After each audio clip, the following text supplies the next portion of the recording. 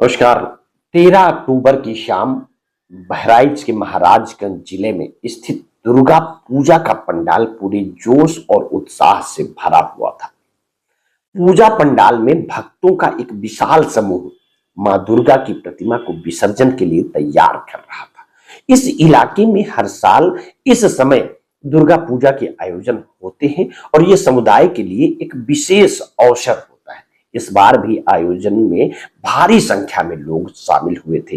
DJ पर गीत बज रहे थे और श्रद्धालुओं का उत्साह चरम पर था।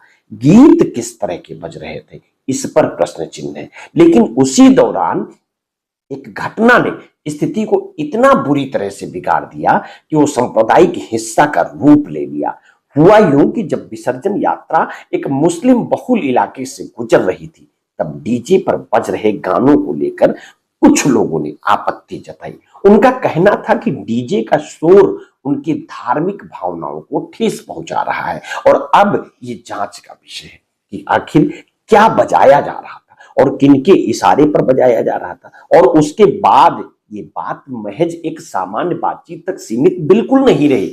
धीरे धीरे विवाद बढ़ने लगा और दोनों समुदाय के बीच तनाव की स्थिति पैदा हो गई।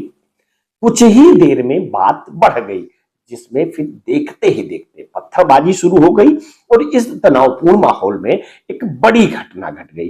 गोली चलने लगी और इस हिंसा में एक व्यक्ति राम गोपाल मिश्रा की गोली लगने से मौत हो गई। राम गोपाल मिश्रा जिस मुस्लिम समुदाय के घर की छत पर चढ़कर उनके धार्मिक झंडे को उतार रहे थे और फिर उतारने के दौरान रेलिंग तोड़ी और मुस्लिम समुदाय के घर के ऊपर से ही जय श्री राम के नारे लगाए, उसके बाद उतर कर बाहर आ रहे थे, उसी दौरान उनकी हत्या हो गई। मामला दोनों समुदाय के बीच पहुंचा और बाद में हालात और भी बिगड़ गए। राम गोपाल मिश्रा की मौत के बाद हिंदू समुदाय में जबरदस्त आक्रोश फैल गया।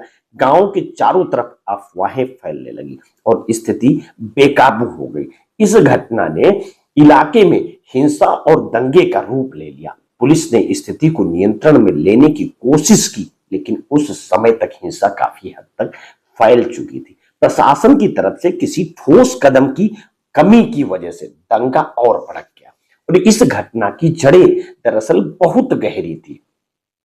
यह सिर्फ एक धार्मिक आयोजन के दौरान हुई घटना नहीं थी, बल्कि इसके पीछे सांप्रदायिक तनाव और प्रशासनिक लापरवाही के पुराने घाव थे जो अचानक से फट गए।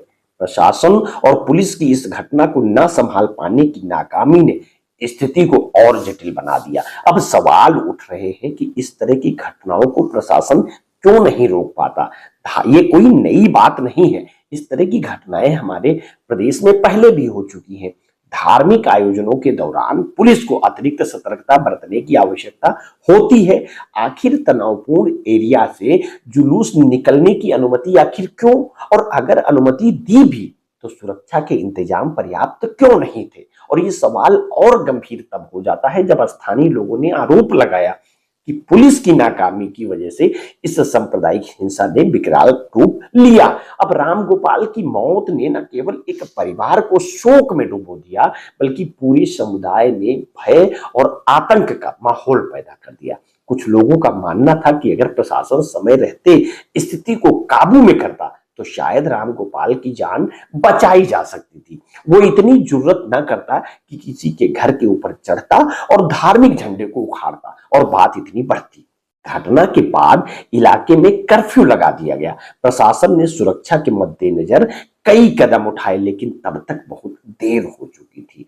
इसी बीच पुलिस ने मुख्य आरोपी के तौर पर अब्दुल हामिद और उसके साथियों की पहचान की और उनकी तलाश शुरू की। वहीं दूसरी ओर मुख्यमंत्री योगी आदित्यनाथ ने इस घटना पर संज्ञान लेते हुए राम गोपाल के परिवार को 10 लाख रुपए की आर्थिक सहायता और एक सरकारी नौकरी देने की घोषणा कर दी। हालांकि इस घोषणा के बाद भी लोगों में आक्रोश कम नहीं हुआ और ये पहली बार नहीं था जब प्रशासनिक विफलता और सांप्रदायिक तनाव ने किसी व्यक्ति की जान ली हो। सवाल यह था कि इस तरह की घटनाओं को क्यों बार बार दोहराया जा रहा है, क्यों प्रशासन हर बार नाकाम होता है और क्यों समय पर स्थिति को नियंत्रण में नहीं लिया जाता। घटना के अगले कुछ दिनों तक पुलिस ने आरोपियों की धरपकड़ जारी रखी, 17 अक्टूबर को आरोपी सरफराज और तालिब का एनकाउंटर कर दिया गया और इस एनकाउंटर के बाद सरफराज बुरी तरह घायल है और उसकी हालात नाजुक बताई जा रही है।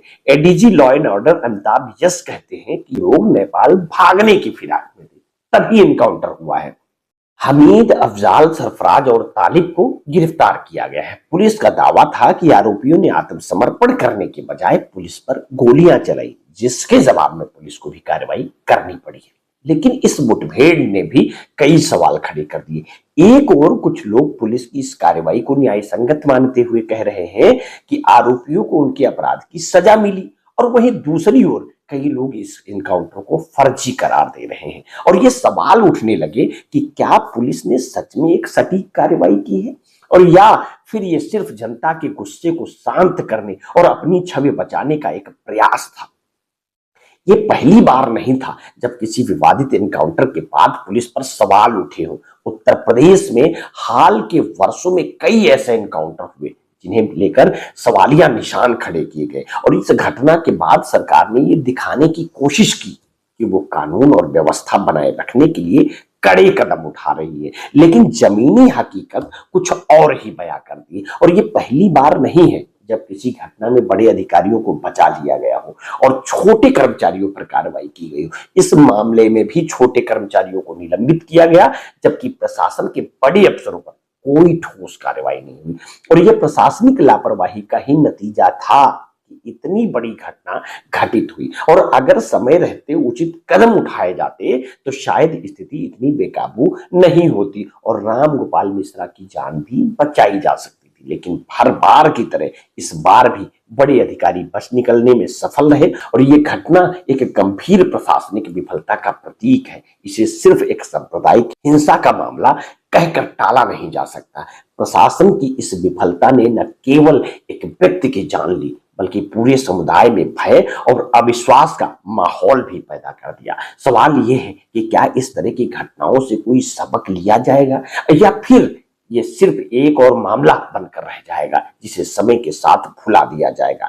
मुख्यमंत्री की घोषणा और पुलिस की कार्रवाई के बावजूद इस घटना ने पूरे प्रशासनिक ढांचे पर सवाल निशान खड़े कर दिए हैं और अगर इस तरह की घटनाओं को रोकने के लिए ठोस कदम नहीं उठाए गए तो भविष्य में ऐसी घटनाएं घटित होने की संभावना बनी रहेगी। क्या प्रशासन केवल छोटे अधिकारियों को ही बलि का बकरा बनाकर अपनी जिम्मेदारियों से बच सकता है?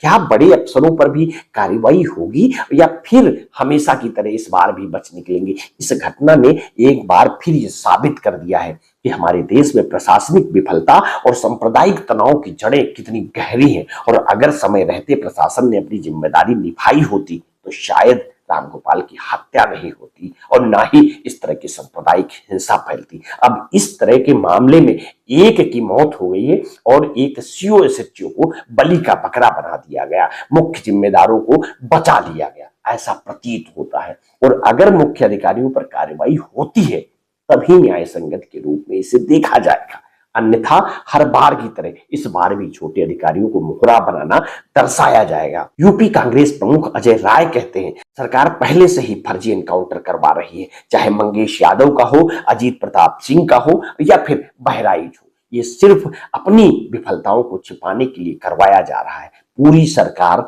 फेल है और सरकार ने कोई इंतजाम नहीं किए, बस दंगा करवाना और फर्जी एनकाउंटर करवाए। वैसे आप इस प्रकरण को किस तरह से देखते हैं? हमें अपनी प्रतिक्रिया वीडियो के कमेंट बॉक्स में अवश्य दीजिएगा। आपने अगर अभी तक हमारे इस चैनल को सब्सक्राइब नहीं किया है तो तत्काल कर लीजिए, बेल आइकन दबाना बिल्कुल ना भूलिए। अपने स्वास्थ्य के प्रति सचेत रहिए, सजग रहिए, अपना ध्यान रखिए।